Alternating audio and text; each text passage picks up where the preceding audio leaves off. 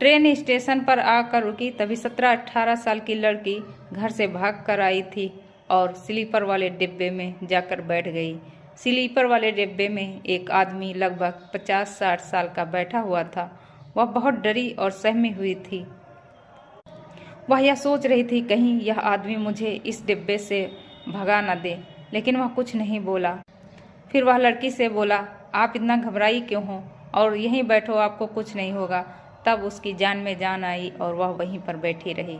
धीरे धीरे उन दोनों में बातचीत होने लगी और लड़की उस आदमी को अपना फ्रेंड समझने लगी और अपनी सारी बातें उस आदमी से शेयर करने लगी। फिर आदमी ने पूछा कि आप जा कहाँ रही हो। लड़की ने जवाब दिया कि कहीं नहीं।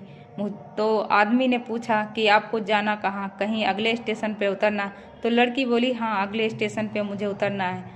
तो उस आदमी ने कहा, क्या कोई आपके परिवार का आपको लेने आ रहा है, माता पिता या भाई बहन कोई?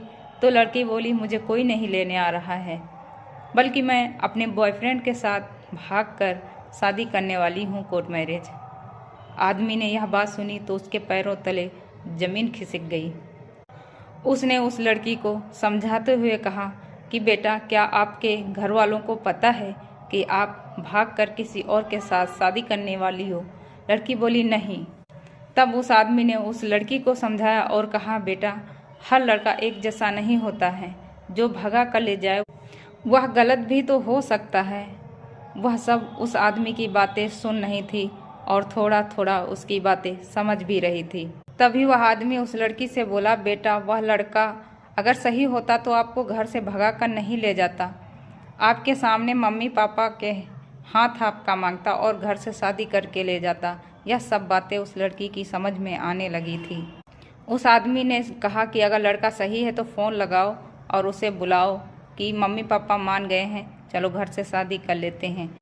लड़की थोड़ा रुकी और फिर उसके बाद उस लड़के को फ़ोन लगाया कि चलो मम्मी पापा मान गए हैं और शादी कर लेते हैं।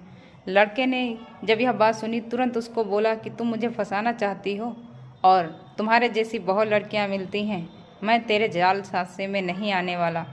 बस इतना कहकर उसने तुरंत फ़ोन काट दिया और लड़की बाहर रोने लगी।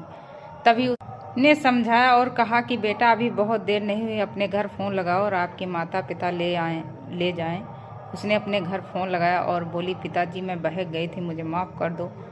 तुरंत उसने अपने पिता से माफ़ी मांगी और पिता बोले कि बेटी, मैं तुझे 2 दिन से ढूंढ रहा हूँ, किसी ने खाया पिया नहीं। यह सब सुनकर लड़की की आंखों में और जोर जोर से आंसू आने। कहते हैं हर इंसान एक जैसा रास्ते में नहीं मिलता।